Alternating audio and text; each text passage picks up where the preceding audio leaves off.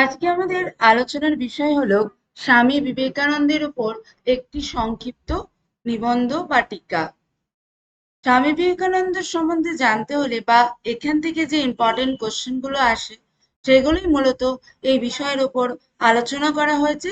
সাথে ওনার সম্বন্ধে যাবতীয় যা তথ্য যা খুবই গুরুত্বপূর্ণ সেই এই আলোচনার বস্তুর মধ্যে তোমরা পেয়ে যাবে। তাহলে শুরু করা যাক আজকের আলোচনার বিষয় স্বামী বিবেকানন্দ। শ্রী শ্রী রামকৃষ্ণের প্রিয় শিষ্য ছিলেন নরেন্দ্রনাথ দত্ত, যিনি পরে স্বামী বিবেকানন্দ নামে সমধিক পরিচিত হন।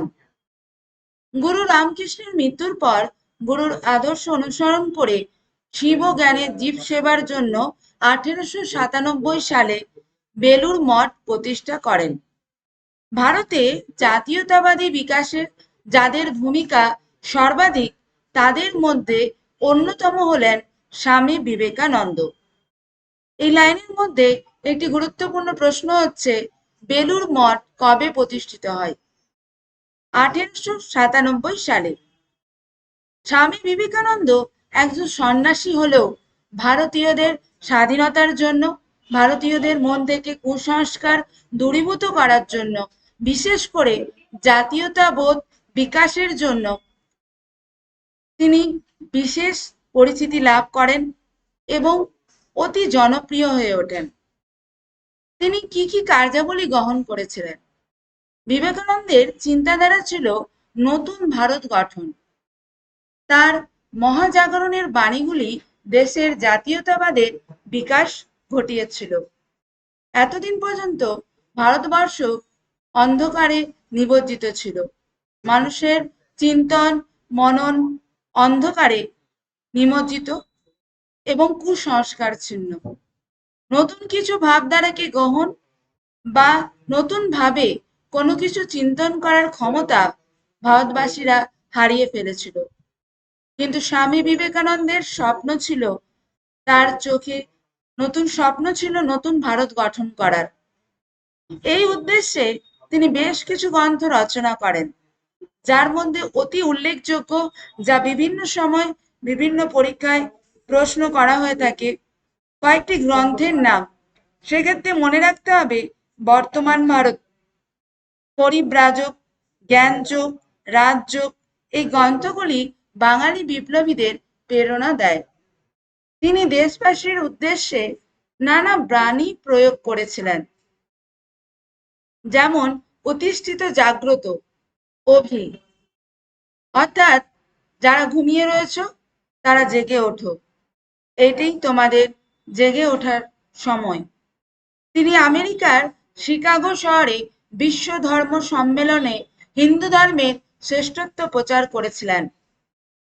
এই সম্মেলন তাকে শুধুমাত্র ভারতবর্ষ নয়, ভারতের বাইরে বিদেশেও সমধিক জনপ্রিয় করে তোলে। জাতীয়তাবাদ বিকাশ। এক ধর্মীয় নেতা হওয়া সত্ত্বেও স্বামী বিবেকানন্দ পরাধীনতার বন্ধন ছিন্ন করতে দেশের যুব সমাজকে আহ্বান জানান। যুব সমাজের উদ্দেশ্যে তিনি বলেন, আগামী 50 বছরের জন্য ভারত মাতাই আমাদের আরাধ্য দেবতা। তিনি বলেন যে জন্ম থেকেই মানুষ মায়ের জন্য বলি প্রদত্ত। এই মাকে, এই মা হলো দেশ মাতা। স্বামীজির বাণী উদ্যত্ত আহ্বানে উদ্দীপিত হয়ে দেশের যুব সম্প্রদায় স্বাধীনতা আন্দোলনে ঝাঁপিয়ে পড়ে। বিবেকানন্দ পাশ্চাত্য শিক্ষায় শিক্ষিত হন। পরাধীন ভারতবাসীর দারিদ্র, জাতিভেদ, অস্পৃশ্যতা প্রভৃতি কুপ্রথা তাকে ব্যথিত করে। দেশ গঠনের জন্য তিনি যুব সমাজকে এগিয়ে আসার আহ্বান জানান। তিনি বলেন, ওঠো জাগো, লক্ষ্যে পৌঁছানো অবধি থেমো না। তিনি আরো বলেছিলেন, গীতা পাঠ অপেক্ষা ফুটবল খেলা দ্বারা ঈশ্বরের কাছাকাছি যাওয়া যায়। অর্থাৎ কুসংস্কারে নিমজ্জিত ভারতবাসী, বিশেষ করে যুব সম্প্রদায়ের মনে তিনি জাতীয়তাবোধ জাগিয়ে তোলেন এবং তাদেরকে নানা বক্তব্য বাণীর মাধ্যমে উদ্দীপিত করেন। তিনি যুব সমাজকে কর্মযোগে উদ্বুদ্ধ করতে চেয়েছিলেন। স্বামীজি এমন এক ভারতের স্বপ্ন দেখতেন যেখানে শোষণ, নিপীড়ন, ক্ষুধার জ্বালা থাকবে না। তিনি আশা করেছিলেন প্রকৃত মানুষদের নিয়ে নতুন ভারত গড়ে উঠবে। সতীশচন্দ্র বসুর মতে স্বামীজির স্বপ্ন ছিল জাগ্রত ভারত, একযোগে স্বাধীন ভারত।